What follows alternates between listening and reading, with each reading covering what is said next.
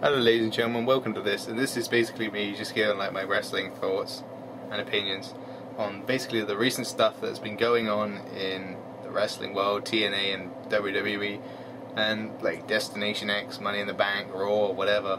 You know, basically, as far as Raw goes, and Money in the Bank goes, if it wasn't for CM Punk and that damn promo, I don't know where it would be, to be honest.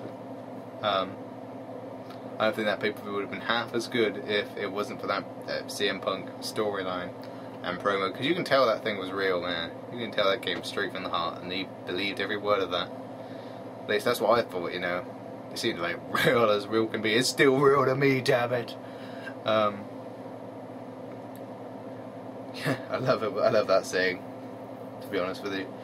But Raw has been off the chain as far as like the CM Punk angle has gone. And, you know, with CENA coming out and saying, I respect Punk because he gave his opinion, I disagree with what he said, but I still respect him for doing that. And you've had them ranting at each other, saying, that CM Punk with that amazing promo saying, like, CENA's like the biggest ass kisser, you know, and he kisses Vince's ass, and then you had, and saying that the company might be better off when Vince McMahon is dead. And that was like, whoa. I mean, you just can't get away saying that, can you? But it's funny how this is a PG product. It's okay to say people are dead, isn't it? You know, the company will be better when someone's dead. But hey, you know, it was amazing. It came completely, you know, from left field. Nobody saw that promo coming. Damn, man! If it wasn't for CM Punk, I don't think hardly, you know, they wouldn't get half the buy rate that they probably got for this pay-per-view if it wasn't for CM Punk. Cause now let's talk about Money in the Bank, okay? Money in the Bank. Damn. Okay, order the replay, buy the DVD, do what you can, give WWE your money, because that was one hell of a show. I mean, CM Punk and CENA, man. Most people are giving this match like 4.5 stars. I haven't done a pay-per-view review, so I'm sorry about that. Or a Destination X review. I haven't done any review, in fact, you know, in like a long time. But if I had to like give a star rating to that CM Punk CENA match, I don't care. People come on here saying 4.5 stars, 4 3/4. Hell no, not me. 5 stars. Okay, I don't give a shit if there was 3 botches in the match, which gave it like a 1/4 star off. I don't give a shit about that. To be honest with you, you know, I don't take away from like a great match like that just because like a few botches or something. So what? Just ignore it. Just you know, you cannot deny a 5-star match that 5-star rating, in my opinion, because that was a 5-star match. The crowd was into it. The match was actually really good, and you know, CENA was actually kind of playing a heel. He did an abdominal stretch at one point. Damn, and that crowd was like, they had a few CENA kids in there, and I guess women who love CENA, and but man, that crowd was hot. I mean, you actually would have thought that place would have legitimately rioted if CENA won. I kind of wanted to see it, CENA. I don't like violence, man, but I just wanted to see what their reaction would be, you know.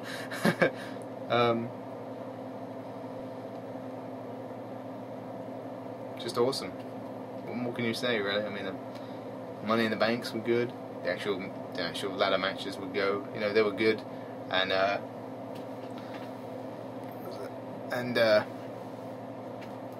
oh, sorry. Oh dear. That was just like Ribena. I was just taking off side there. Don't worry. Kind of a distraction, I know. But the Money in the Bank ladder matches were good. Daniel Bryan winning shocked the hell out of me, it must be said, but I was glad that he won. I mean, that man has deserved it. I mean, he's been wrestling for who knows how long. I don't, because I'm not, I really, you know, I haven't been following his career that long. I should have been. I mean, damn, man, people are like, you should watch this guy in Ring of Honor and stuff, and I really should, but I just don't. I always feel bad about not doing that, so I have to check. I actually have checked out a fair bit of him, well, you know, like toward when the ROH had that TV deal, and he was facing like Tyler Black and things like that. I've seen them like matches. I know they're not like the greatest matches, but hey, at least I can say I saw Daniel Bryan in Ring of Honor, even if it's like months afterwards, after everybody else has seen him in Ring of Honor. But hey, Mark Henry and the Big Show. I guess this is kind of like a review, but it's just not. It's just quick thoughts, really. That wasn't too great, to be honest. But what were you expecting from two big men? It was better than I expected, though, to be completely honest. I just thought it would just be boring and slow, but it was actually alright. The match wasn't too long, which helped it. And you know, it got the point across that Mark Henry's this dominating force at the moment, and you know, nothing can stop him. And he obviously, I mean, it would have been stupid in my opinion to have Big Show win the match. You know, after all this momentum Mark Henry's built up over, like, you know, the last pay-per-view and then SmackDown, I think it would just be so stupid if they just completely destroyed that and you know, made him lose. So yeah, I mean, damn, Big Show hardly got in any offense, it must be said, apart from this like one tackle and a few other maneuvers. You know, I said maneuvers. You know, he really didn't have that much offense. It was mostly Mark Henry. And I like the fact he used 2 splashes at the end to get the win, because it proves how big, you know, the Big Show is, and he wouldn't just get like pinned off like 1 splash. It had to take 2 in order to keep him down. I quite like that quite a lot. CENA, oh sorry, that match was just amazing. But Orton and Christian, again, good match. I mean, you just cannot get a bad match out of these two, can you? Really? I mean, what a great. I actually really like the ending. I know most people are like, "Oh, it's a DQ ending, man, on pay-per-view. That sucks." But you know, it makes sense, and it continues the storyline, and it builds up to like maybe a no DQ match. Apparently, that's what I heard. So they're going to do something like that. For the, I guess, next pay-per-view. Maybe it's SmackDown, something, I don't know. But I'm guessing it's the next pay-per-view. But it just makes sense. Like, the storyline makes sense when people get annoyed because it was a DQ ending, right? The idea was Christian would do anything to get that world title by any means necessary. And it made make him look weak, but yeah, it was a good ending, and it made the match made sense. It made, you know, Orton didn't lose the. Then he has the excuse of, I didn't lose the title by pinfall or submission, and he can get his rematch, and it can be like a no DQ match. You know, we can see another great match. So why are people complaining at that? You know. It was a good match. You know, it's basically the same stuff they've been doing on the other pay-per-views, but you know, it was good. I personally enjoyed it. I actually quite liked the ending because it made Christian look like a really heely bastard, you know, spitting in the face of Orton, and then he would just obviously, if you know, legitimately did get spat in the face, you wouldn't just do nothing. You'd probably like attack them in some way, but he just happened to kick him in the nuts because he was retaliating. And that's what people do, and you know, he got DQ'd. It makes sense. So, what other matches were there? There was a Divas match, which wasn't too bad. It was, you know, it was what it was, really. It was actually better than most Diva matches, and that's got Brie Bella in it, so who would have thought that match would be at least kind of entertaining, you know, considering her lack of wrestling ability, which she claims she has, after I saw. Apparently someone made a claim that she should watch the TNA knockouts in order to get wrestling, learn new moves and stuff, and get a better wrestling ability. I don't think that's ever going to happen, to be completely honest. Her with a wrestling ability? Give me a break. That's like, you know, King Kong actually coming alive, you know? No, it's not going to happen, I'm sorry, but no. Can you really see her doing, like, bulldogs, like, flipping snap mares and suplexes and stuff? No, I can't. I'm sorry. You can look, but you can't touch. Nikki and Brie are the Bella sluts. As I literally write that every single time they come out on the chat room. Sorry, it's rude, and I apologise, but that's really what they are. I mean, they got their lipstick on and stuff, and you know, trying to look all pretty and stuff, man. I mean, you know, they don't look too bad, it's just overkill. Sorry. You know, you go, I'm on TV, that makes me look, you know, I need to look super good, and forget about the wrestling. Who cares about that? Who watches it? You know, a wrestling show for wrestling, you know? It's like Impact Wrestling, it's like, you know, have a promo for half an hour. Who watches Impact Wrestling for wrestling? My goodness, that would be a stupid idea, wouldn't it? Sorry. So yeah, I mean, that's covered pretty much all the matches. And what was it? Alberto Del Rio won the Raw Money in the Bank. Also, can I quickly say that Sheamus, was it Sheamus? Yeah, Sheamus did a colossal powerbomb on Sin Cara and took him out, and he got injured. But it looked like, I don't know if it was a legitimate injury or he was just doing it for the sake of making the match look more brutal. But he got powerbombed on this ladder, which was lying against like the ring apron and the announce table, and he just took that man. That ladder broke, and he looked like he got broke. His back got broke too. It's like, damn, nasty spot though. Yeah, so I just thought I'd throw that in there. So Alberto Del Rio won. I really don't understand the point in that, because he's already the #1 contender. He won a #1 contenders match, and so he should be the #1 contender already. I don't really see what's the point in giving him the briefcase when you could give it to somebody else, and then you can have another new main eventer. Give it to who else is in the match? The Miz. He doesn't really need it. He might help, but, he doesn't really need it. Alex Riley, that could work, but he's already beat the Miz, so he's kind of going up and up. Kofi Kingston, I think, would have been quite good as a winner. Who else? I can't remember who else was in the match, but Evan Bourne, that's not going to happen. Let's be realistic here. Do you really think they're going to give it to Evan Bourne? No. He had a push one time, and it went downhill ever since. Ever since he won that match with CENA, man, I can't even believe he beat Chris Jericho now.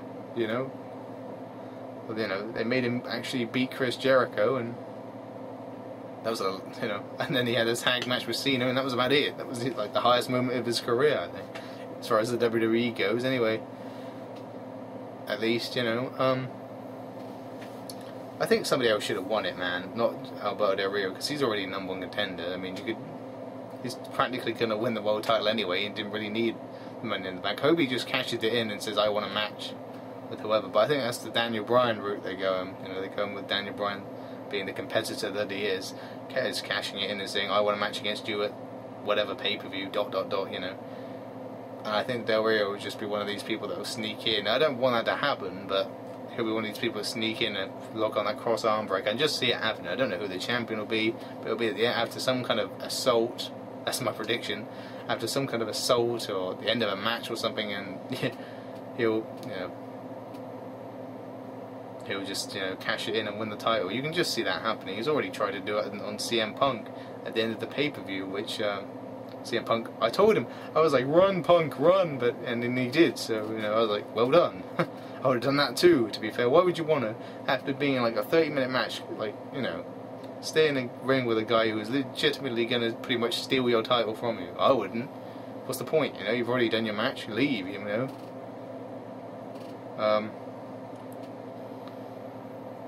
It just makes sense to me, anyway. That's about it for the. I think I've said pretty much all the matches. Destination X now. That was a good show too, actually. To be fair, some of the parts I didn't like about it, like the fact that Kaz beat Samoa Joe by like some roll up or something. I was like, after all this good match, they kind of killed it off with like a roll up ending. I really wanted Samoa Joe to win. I thought he should have won, since he's like the veteran of the X division compared to Kaz anyway. I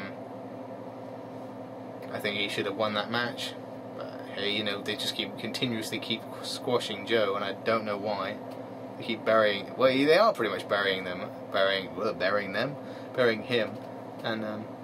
I don't know. I hate the way he's being treated at the moment, man. He's so good, and yet. And people are saying, well, Samoa Joe's getting fat. Can you blame him? They're not doing anything with him. He's hardly like ever on TV, for that matter. Damn, man. Can't really blame the guy if they're not actually doing anything with him. He isn't in that many matches,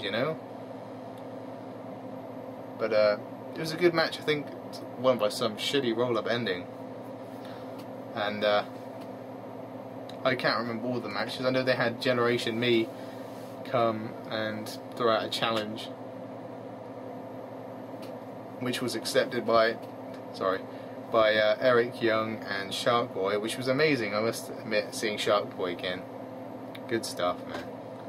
And they won, and that was the end of Generation Me. The last match in TNA, they lost to Shark Boy and Eric Young. Wow. What a career, hey?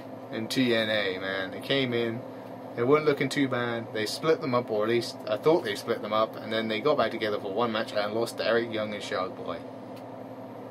Man, that's the kind of career I want in TNA. Sorry, Impact Wrestling. Yeah, I mean, what else is there? Of course, the best match of the night, at least for me anyway. Some people say Styles and Daniels, but for me, it was that four-way match with Loki / Kavor, Austin Aries, some Zema Ion, I think that was yeah, and oh yeah, Jack Evans. And my goodness, man, some of the matches they've had actually building up to this four-way has actually been pretty incredible, it must be said. Good job on TNA's part for that. And this match was amazing. Not as good as the CM Punk CENA match though, but damn, that was good. I would say about a 4-star match. I thought it was very good. Near falls, fast-paced action, a lot of great counters, good stuff. I mean, people say, oh, it's just a match for people doing spots and stuff. Well, that could be true, but it was a lot of stuff I think people will enjoy in that match. And if you haven't seen it, please check it out. It was a good match. Just give it a try. And if you don't like it, that's fair enough. But if you do, good on you. As far as the Styles Daniels match goes, to be honest, I've seen better from them too, but it wasn't a bad match necessarily. I've just seen better from them. Yeah, I mean, the ending, I did like how he used the spiral tap. Apparently, like, Daniels got an injury of some kind during that match, but I think it was a concussion or something like that, but hey. Oh, yeah. It's nice to see him bust out the spiral tap again. Wish he would have gone on a little bit longer, to be honest. Nothing I haven't seen before from the two, but it wasn't a bad match, that's true. To be fair, I'd rather see that than that, 30-second Jeff Hardy Sting match. I think anybody would, really, but my goodness me, that was horrendous. I'd rather see that than, like, Sting versus Anderson, to be completely honest.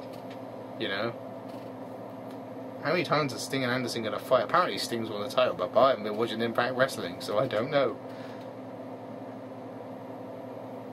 Because I've been like a Raw guy since like CM Punk angle started, to be fair. And what other matches I can't remember. I've actually got it on recorded. I need to go and watch it again, to be fair, just so I can remind myself of what actually happened on the show.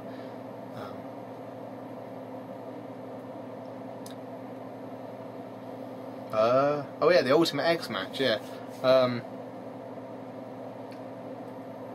It was Alex Shelley who won that match. That was good.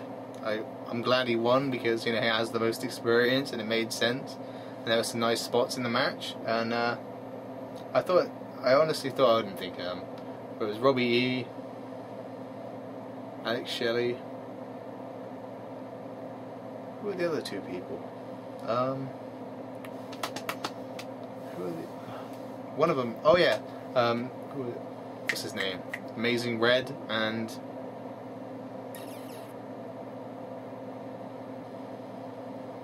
trying to think, but I can't remember their name, and it'll probably come back to me later. So yeah, I might put a little thing in this video. But it was a good match. I actually thought maybe Amazing Red would win, but my prediction at that point in time was Alex Shelley, and he won, and that's legit. I legitimately picked him to win. So I didn't really think Robbie E was going to win. Alex Shelley was nice to win. I wouldn't have minded an Amazing Red winning either. But since Alex Shelley's tag partner Chris Sabin is out with like an injury or something like that, it's not, he can go for the X Division title now. So, what better opportunity, really? Capture some gold. Maybe they have Chris Sabin turn on Alex Shelley and they'll start a feud for the title. I don't know. Just a thought. It'd be pretty interesting. Just throwing it out there, you get some good matches between the two, wouldn't it, really? And yeah, I think it would keep the X Division, well, the old school TNA people, the old school TNA fans happy. Just an idea. But, that's about it, really, as far as that pay-per-view went. I think I've covered quite a lot of the matches. Yeah, so I've got a music channel. I mean, I know I just keep promoting this in every video, but I just want to throw it out there so people will take a look at this and go, ooh, that might be interesting. Well, down below I've got my music channel. Please subscribe to it, add me as a friend. We need to spread the, keep the message out there about this channel. Thank you to everybody who's already subscribed to this channel and added me as a friend, and I appreciate. Keep the support coming. So if you're a fan of like music and you want real music, I'm actually doing covers of songs. Like soon I'm hopefully going to be doing like Eye of the Tiger and Final Countdown. Hopefully I've got the Mario tune, which I've almost completely learned, just for a laugh really, I guess. But I don't want to take this channel like I do like. It is a serious channel to me because I want to spread the word about my music out there. I haven't actually uploaded any videos with my songs in it. I promise you I will, and I've got songs like written down. I just need to record. So spread the message about my music channel. That would be greatly appreciated. And hope you've enjoyed this video. I'm sorry I've probably been ranting for such a long, well, not necessarily ranting, but talking for a very long time. And if you've watched this whole video, thank you very much. And subscribe to this channel as well, add me as a friend, leave your comments below, like, dislike the video, whatever you think, and take care, spike your hair, what? Wow. Stay safe, take care, all of the sayings that you can throw into one video, and peace. Keep it cool, by the way. I haven't said that in a long time. Bye.